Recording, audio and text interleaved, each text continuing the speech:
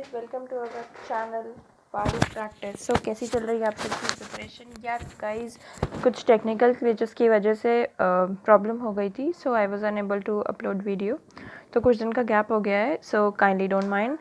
और अगर आपने हमारे चैनल को सब्सक्राइब नहीं किया है तो जल्दी से सब्सक्राइब करो और वीडियो को लाइक करो, और आपके जो भी फ्रेंड्स सिविल इंजीनियर्स हैं, दोज हु आर प्रिपेयरिंग, उनके साथ शेयर करो। सो गाइस, जो हमारी सीरीज़ चल रही है mains conventional previous year questions की, उसमें हम लोग एनवायरमेंटल इंजीनियरिंग फिनिश कर चुके हैं। Then we have completed successfully surveying. Now हम लोग कर रहे हैं गाइस स्टील स्ट्रक्चर्स, जिसमें आज हम 2007 की क्वेश्चंस डिस्कस करेंगे। ऑलराइट, हियर आर 2 क्वेश्चंस और दोनों गाइस हमारे न्यूमेरिकल हैं। सो चलिए फर्स्ट क्वेश्चन देखते हैं क्या है।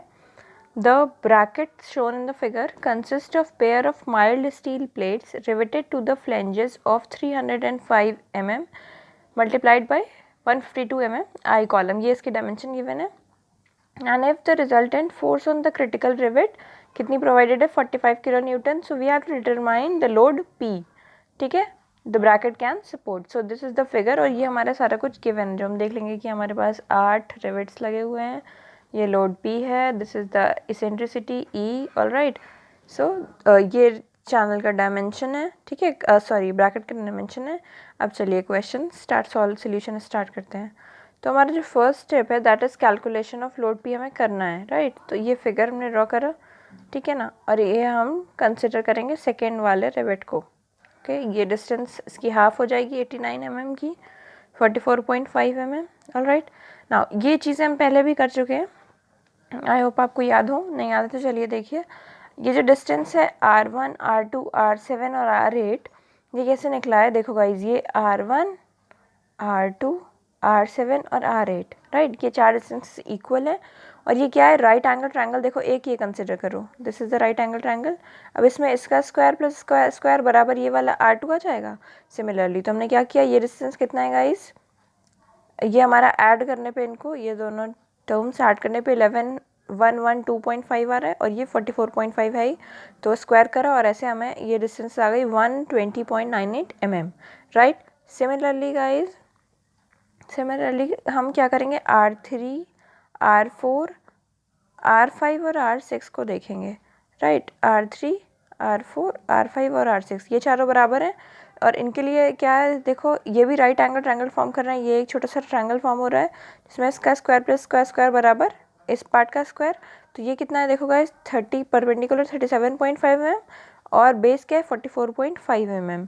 तो ये कैलकुलेट करने पे पाइथागोरस थ्योरम से कितना आ जाएगा guys? 58.19 mm। All right, now अब आगे देखते हैं। Resultant of force on rivet 2 is maximum for same diameter of rivets, ठीक है। तो चलिए, डायरेक्ट फोर्स ऑन रिवेट, ये फॉर्मूला भी आपको याद होगा। डायरेक्ट फोर्स कैसे निकालते हैं?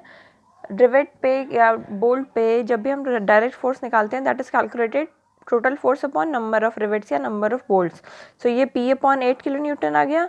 नाउ अब हम क्या कैलकुलेट करेंगे? Force due to twisting moment.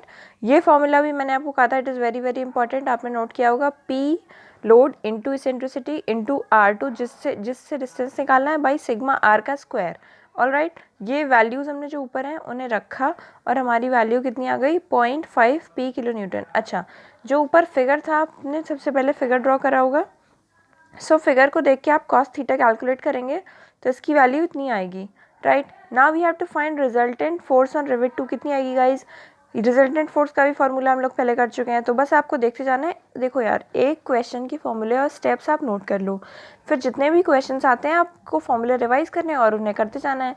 आपके एक तो फॉर्मूले का रिवीजन हो जाएगा, वो आपको याद हो जाएंगे, और आपके सारे क्वेश्चंस ऐसे ही सही होते जाएंगे। ऑलराइट, सो रिजल्टेंट फोर्स के फॉर्मूले में हम direct force due to twisting moment और कॉस थीटा की वैल्यू पुट करेंगे, and we are having 0.558 P kilo newton, right.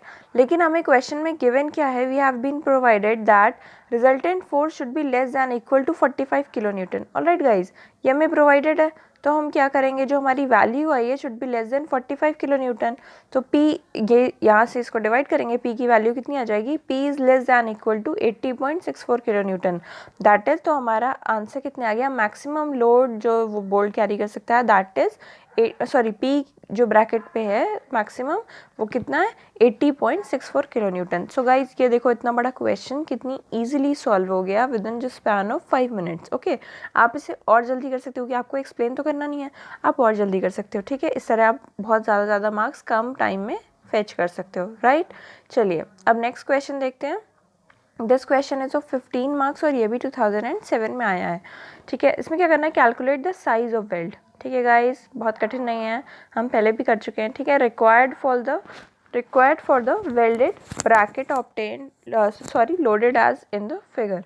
ये हमें फिगर प्रोवाइडेड है, ये हमारा लोड है, this is eccentricity, this is the length of the weld. Now हमें size of weld is calculate करना है। राइट, चलिए क्वेश्चन स्टार्ट करते हैं। Okay, so let us assume S to be the size of the weld and T be the throat thickness.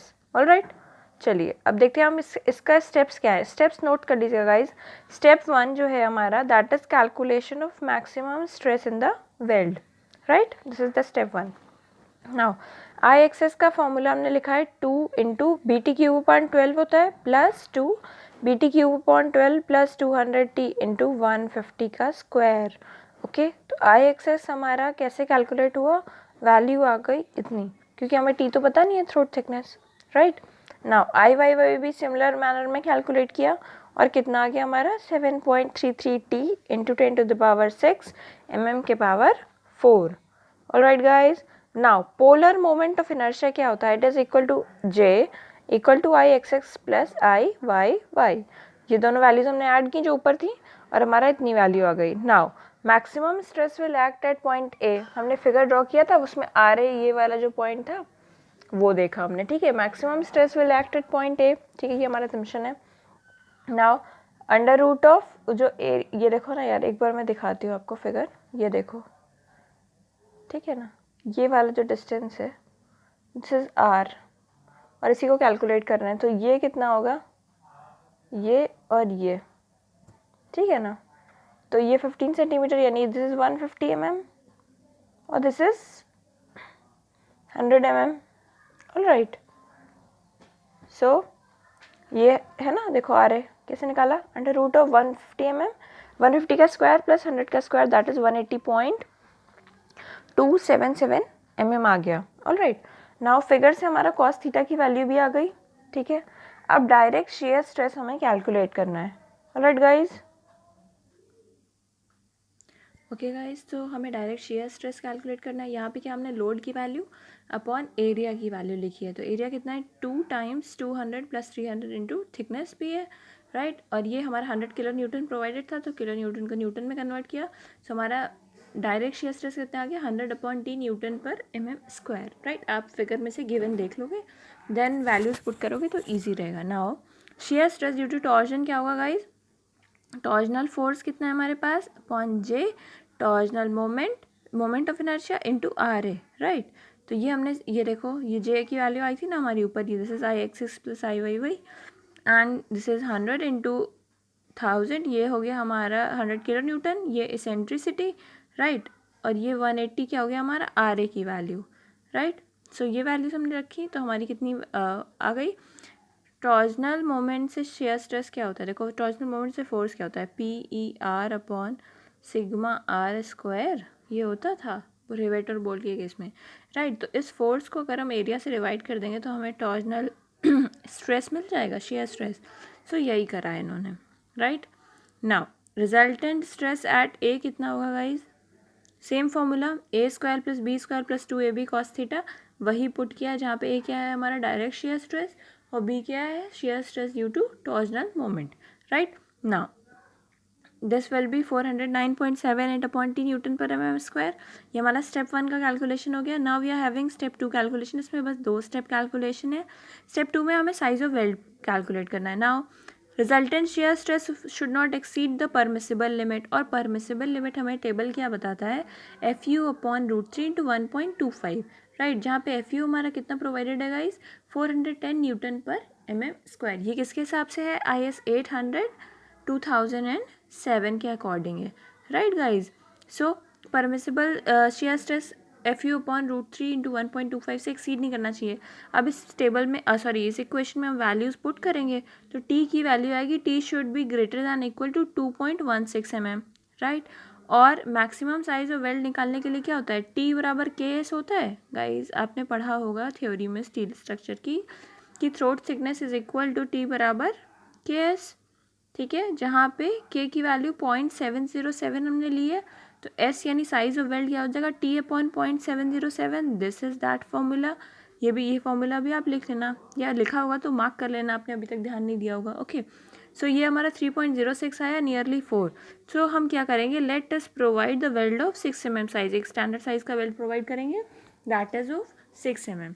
So guys ये question भी 15 marks का था, तो आज तो आपके 30 मार्क्स के क्वेश्चंस हो गए।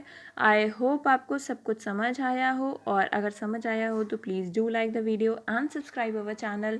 और ऐसे ही SSC JEE के सिविल इंजीनियरिंग के क्वेश्चंस और भी एग्ज़ाम्स के क्वेश्चंस के लिए हमारे साथ जुड़े रहिए। And stay home, stay safe, take care, good bye.